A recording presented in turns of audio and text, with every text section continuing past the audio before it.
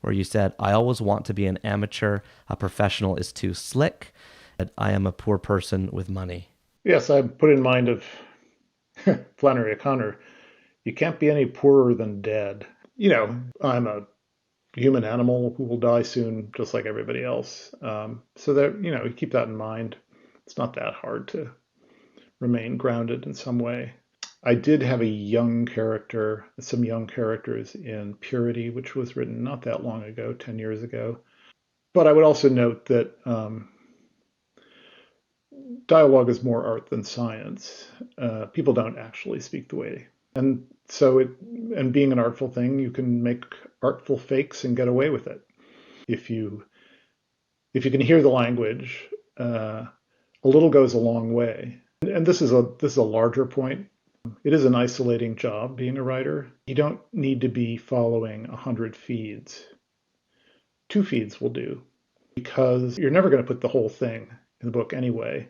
You're just going to use little teeny pieces of the little bit that gets through to you, and then kind of use your instincts to create something that feels like a complete picture. John, please tell us about your relationship with Reason in a Dark Time by Dale Jameson. I did. And I found it disturbing. Of course, it's depressing. Contemplate how profoundly we've ruined the planet, and also to understand why we are doing it and why we won't stop doing it. I read with great excitement and a weird sense of comfort, because he was explaining something that I didn't even want to think about, but I knew in my bones. And he was doing it in this very, very lovely, almost Buddhist way. He was basically not judging. He was laying out very, very limpidly 8 different reasons why this problem, climate change, is unlike anything the species has ever faced before. And that moment when you finally just open up to what you're afraid of, it's painful, and there's a lot of grief that can come with that. That had led me into conservation.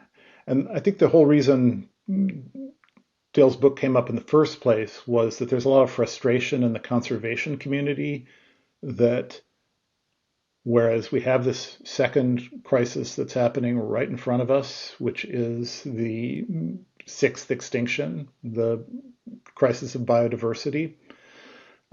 So I was kind of angry about that. And reading Dale's book, it energized me to start writing about climate myself.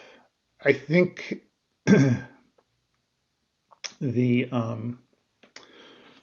climate bureaucracy has a pretty well-established record of underestimating the effects of issuing predictions, which are, in hindsight, rather rosy. We're making the climate much more unstable. And this is going to put an enormous amount of stress on what we consider the world order. We're already seeing the beginnings of it in Europe and North America, the notion of a climate refugee.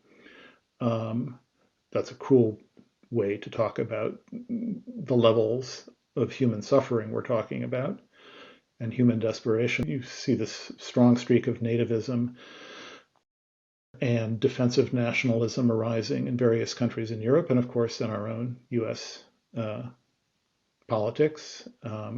Immigration is the issue for the nationalist side of our body politic, recognizing that this is a dangerous world and it's going to become more unstable. So it's not like the world's going to end in fire. It could still end in nuclear war. Never discount that possibility.